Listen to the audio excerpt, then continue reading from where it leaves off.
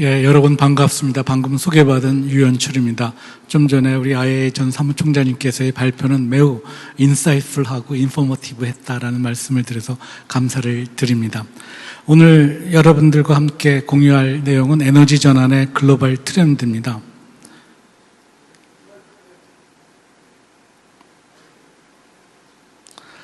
먼저 기후변화에 대한 이해, 국제사회의 기후변화 대응, 기후 대응 및 에너지 전환의 글로벌 추세인데요.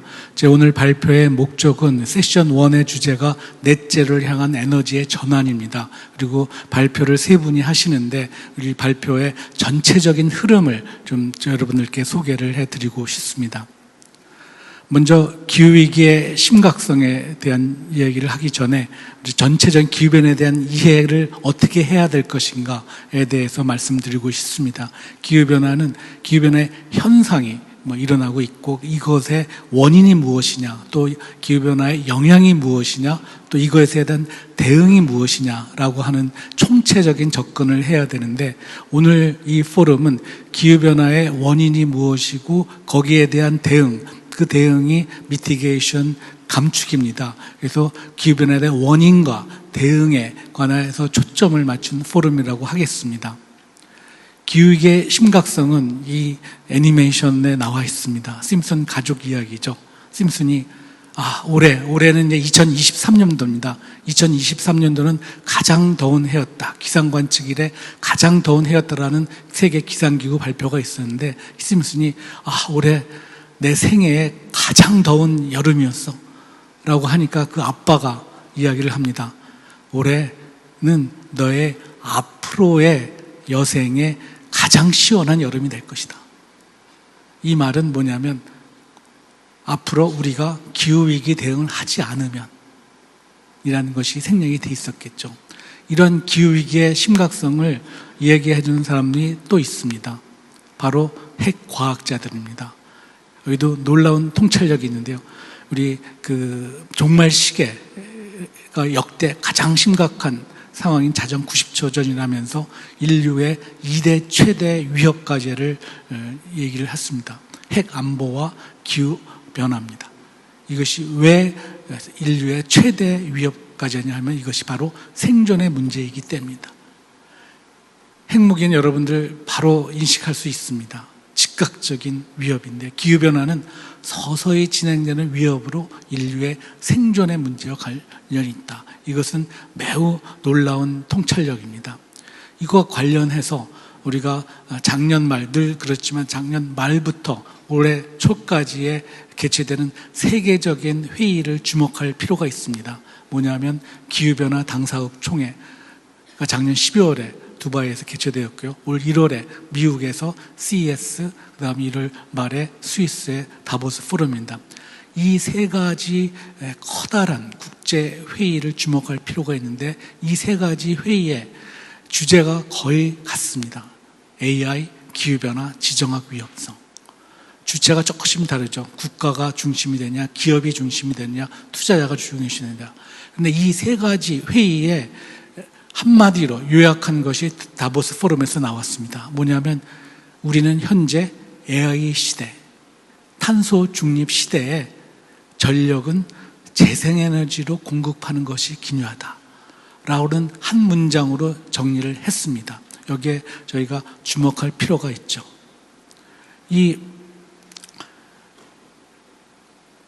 에너지에 관련해서 기후변화에 대한 이해의 원인이 온실가스로 한다면, 이 에너지원이 나무, 석탄, 석유가스가 있는데, 지금까지 우리는 전부 다 탄소 사회에 살고 있습니다. 이것이 저탄사회로 가자, 수소사회로 가자 하고 있는 그러한 원인이 뭐냐면은 기후변화 때문이라는 거죠.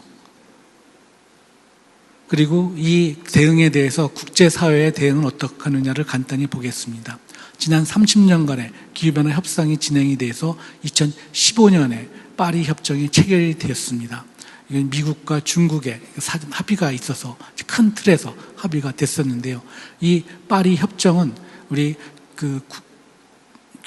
교토 의정석의 시간적, 공간적 확대 체제로서 지속 가능한 체제다라는 평가를 받고 있습니다. 2015년은 기후환경 문제에서 매우 중요한 해인데요. 왜냐하면 새로운 체제를 모색한 해다. 기후변화에 있어서 교토정서가 구체제라고 한다면 파리 협정으로 대변되는 게 새로운 기후체제인데, 커다란 차이점은 교토정서는 과거의 지구온난화의 역사적 책임을 가진 선진국만의 온실가스 감축 의무를 했다면, 파리 협정은 이제 개도국도 책임이 있다는 겁니다. 개도국의 온실가스 총 배출량이 선진국의 온실가스 총 배출량보를 추월했습니다. 그래서 모든 당사국이 기후 행동을 해야 한다라는 점이죠. 이러한 그 신기후체제는 지속 가능한 체제라는 믿음, 왜냐하면 그 파리 협정은 교토정서의 시간적 확대 체제, 교토정서가 과거의 역사적 책임만 중시했다면 파리 협정은 역사적 책임뿐만 아니라 현재와 미래에 대한 책임이 있다. 그리고 공간적으로도 교토정서가 선진국만 대상했다면 파리 협정은 개도국 모두 참여하는 공간적 확대이기 때문에 지속 가능한 체제다. 이러한 믿음이 있었기 때문에 파리 협정에서 장기 전략을 제출하세요 라는 요청이 있었고, 여기에 각국이 2020년 전후에서 탄소 중립 목표 설정을 했습니다. 이 탄소 중립 목표 설정의 배경은 파리 협정에 전 지구적인 목표가 있습니다. 그게 산업화 이전 2도씨 내지 1.5도입니다. 온도 목표인데, 이 전 지구적인 목표를 달성하기 위해서 각국이 목표를 설정을 해서 제출하라. 그래서 두 가지를 요청을 했습니다. 2030년, 2050년. 각국 정부가 2030년 목표는 어떻게 설정할 수 있겠는데 2050년 장기 전략 세우기가 매우 어려웠습니다. 여기에 대해서 답을 준 게 IPCC의 1.5도 특별 보고서입니다. 파리 협정 목표 중에 하나인 지구온도 상승 1.5도 제한을 위해서는 2050년까지 이산화탄소 순 배출량 제로가 필요하다라는 겁니다. 여기에 맞춰서 각국이 2050 탄소 중립을 선언을 했고, 우리나라도 2050 탄소 중립 목표를 설정을 했습니다. 이 과정에서 우리 마리아 EU 대사님께서 많은 기여를 했습니다. 그래서 이 기회를 통해서 감사의 말씀을 드립니다.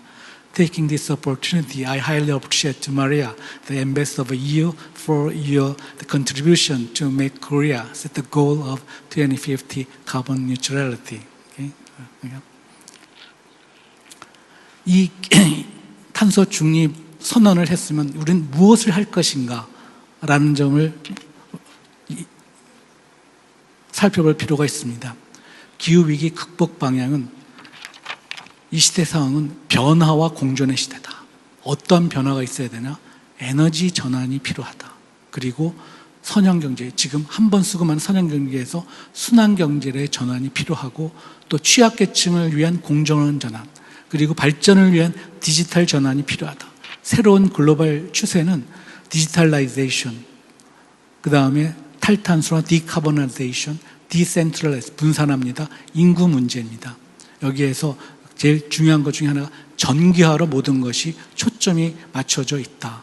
아까 다버스 포럼의 한 문장의 결론, AI 시대, 탄소 시대에 있어서의 전력은 신재생 에너지로 공급하는 것이 기묘하다라고 하는 점과 일맥상통합니다. 여기에 대한 대응인 ABC 기술이 필요하다는 거죠. AI, 바이오, 클린 워터, 카본 테크놀로지가 되겠습니다. 이 에너지는 화석 연료에서 신재생 에너지로 가는데, 이 바로 신재생 에너지로 가는 것이 아니라 화석 연료 에너지에 있어도 수요 측면에서의 절약, 공급 측면에 있어서의 에너지 효율성부터 출발하고 원자력 신재생 에너지로 전환이 필요하다는 점입니다. 여기에서 한 가지 주목할 것은 작년에 제28차 당사국 총회에서 두바이에서 개최된 내용입니다. 오른쪽 사진이 그 당시 의장입니다. 회의 전에 발표를 했습니다. 이번 회의의 초점은 Phasing out fossil fuel emissions다. 그 전까지의 논의의 초점은 Phasing out fossil fuel이었습니다. 화석 연료 퇴출에 논의가 초점을 맞췄는데, emissions라는 단어를 하나 더 집어넣습니다. 화석 연료 배출을 퇴출하자. 그리고 화석 연료는 죄가 없다. 에너지 중립성을 강조를 한 것이죠.